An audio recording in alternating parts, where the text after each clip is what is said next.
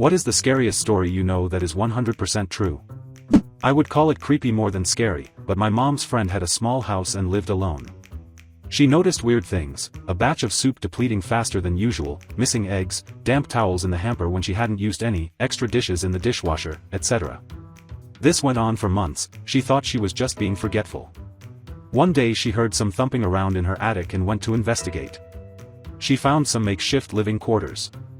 Small radio, hot plate, sleeping bag, pillow, food wrappers, etc. She called the cops who came to keep an eye on the place. They ended up catching a homeless man climbing a tree, trying to sneak into her attic window. He had been doing this almost daily. He would wait for her to go to work, then go downstairs and help himself to food and amenities. The funny part about this story is they got to know each other throughout the ordeal, and the guy was actually very respectful, just down on his luck. She didn't press charges, instead, let him move in, helped him get a job, and he lived in the attic until he got back on his feet. Creepy shit with a happy ending. My mom was driving, and a guy ran out in the road, so she stopped so she couldn't hit him. It was night time, so it was pretty dark out, and 3 other men emerged from the forest around, all trying to use the door handles of her car to get in. She locked them luckily, and gassed it to the nearest town. Remember to always lock your car after you start it, because if it wasn't unlocked who knows what would have happened to her. Probably one of the many reasons newer cars auto-lock their doors once you go over 15 miles per hour. I once had a guy giving me too much attention in a club. I told him he was absolutely not coming home with me. He said he'd walk me to my car. I was not drinking, and I didn't know how to tell him to not do that without him flipping out, but I did have a plan. When we got to my car, he said he just wanted to sit in the car with me and talk for a bit. I said, "You're not coming home with me." I unlocked the car and got in. My car at the time didn't have central locking, so only the driver's side unlocked, and he was standing eagerly at the passenger side. I quickly locked my door after getting in and started the car. He pounded his fist on the passenger window, screaming at me. I rolled my window down just a little so I could yell, "I told you, you're not coming home with me," as I drove away. Luckily I never gave him my phone number and haven't seen him since. Neighbor train disaster is something that reminds me how death can come at any moment. A train with 51 wagons of sulfur, fertilizer, petrol and cotton will somehow broke loose and rolled down the track about 20 kilometers until it derailed in the town of Khayyam, Iran. There were no humans on board. Chemical leaks ensued and authorities tried to extinguish whatever fires broke out. At one point, the whole thing explodes. And it really explodes. The whole town of Khayyam is literally demolished. 3 nearby towns are badly damaged and it was heard 70 kilometers away. The wreckage continued to explode for several days after. Around 300 people died and more than that injured. An earthquake of 3.6 on Richter scale was produced. My friend's boss bought an Audi A4 convertible, back when they were new and interesting. One of the talking points was the pop-up roll hoops that were hidden unless you rolled it. A few months after buying it he got to test those roll hoops out, as he lost control and skidded down a steep bank about 10 m, 35 feet, deep. The roll hoops did their job, and he survived with just cuts and scratches from the bushes he'd plowed through. The car ended up the right way up and he got out, walked back up the bank to the side of the road, then got on the phone to the police to report the accident. While he was standing there, a driver from a car that had seen the accident came over to speak to him. Approaching from behind, the other driver asked if he was okay. My friend's boss turned around to reply and dropped dead. His neck had been fractured, but was in one piece right up until he turned his head, when it severed his spinal cord. Various torture murders are probably the most horrific things I've read about. Junko Furuta, who was a perfectly normal girl until she was kidnapped off the street by a gang for no reason, purely wrong place, wrong time, according to Japanese sources, and unimaginably raped and tortured to death over 44 days. Kiki Camarena, a DEA agent in Mexico who was kidnapped by the Guadalajara cartel and tortured to death over about 3 days. His story is the central focus of the show Narcos, Mexico, but from what I've read, his death was even more brutal than what they make it out to be.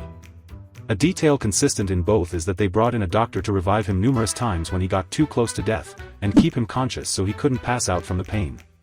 Kelly Ann Bates, who was groomed from a young age by a scumbag who eventually killed her slowly over the course of about a month in their apartment. Her injuries were so horrific the jury at the guy's trial had to get counseling. For example, her eyes were missing and there were stab wounds in the sockets. Sylvia Likens, whose parents left her in the care of a woman who both personally and with the help of her children and their friends degraded, tortured, and killed over several months. The Hello Kitty murder in China, where a man and his about 13-year-old girlfriend kidnapped a prostitute who had supposedly stolen from him, even though sources say she had paid him back with interest, tortured her to death, and then stuffed her corpse into a Hello Kitty toy. Baby Brianna, a newborn whose mother, father, and uncle tortured and raped her from the second they brought her home from the hospital until the second she died. Baby P, a British toddler whose mother let her boyfriend torture him to death. His back was broken in his last days of life. Honestly, there are just so many horrifically on par with each other, you could list them all day. Before my dad died, he once told me a story from when he was in Vietnam in the 1960s. He told me about a mission where he and one other American with 5 CIDG strikers, South Vietnamese villagers turned fighters, were tasked to emplace seismic ground sensors along a trail network deep in the jungle. He said they were about 2 days into the mission when he and 2 of the strikers split off from the main group to go watch a nearby trail intersection. He said the jungle was pretty quiet that day, just the sounds of birds and bugs and an occasional monkey. He said they had been watching the trail intersection for about 3 or 4 hours and were deciding on whether to move further down the trail or to turn back and link up with the rest of the patrol. Before leaving the cover of the brush, my dad said he checked the trail ahead of them one last time and prepared his men to move. Now here is where the story gets interesting, and he told this part with absolute dead seriousness.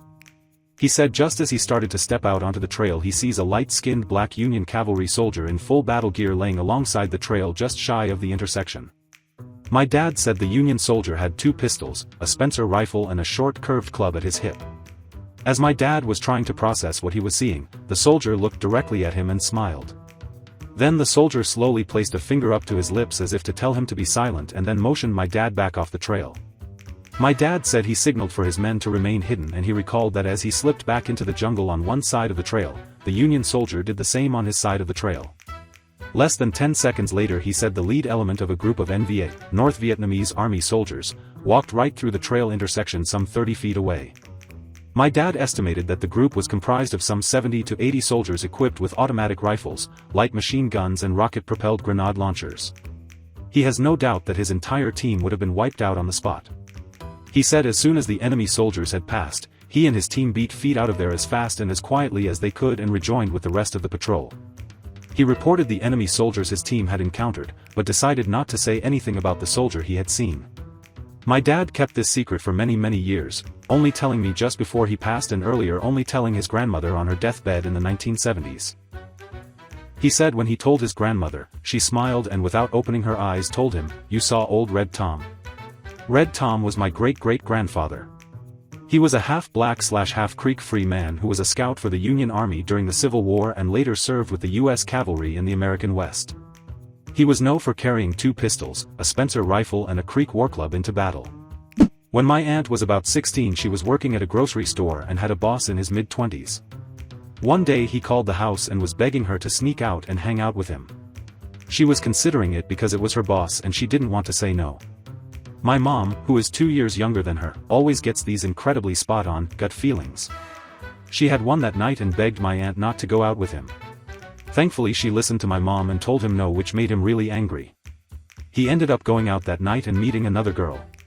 He took her out to some cliffs and raped her and pushed her off. Somehow she lived through this and was able to get him sent to prison.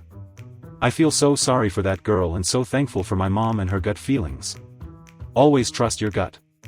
I spent my first 10 years in New Delhi. Back then, we would find dead women, burnt with acid or set on fire, and it used to be so normal.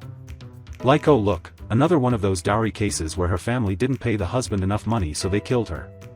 Many years later I revisited those memories and realized how insane that actually was. I'd totally forgotten about all that.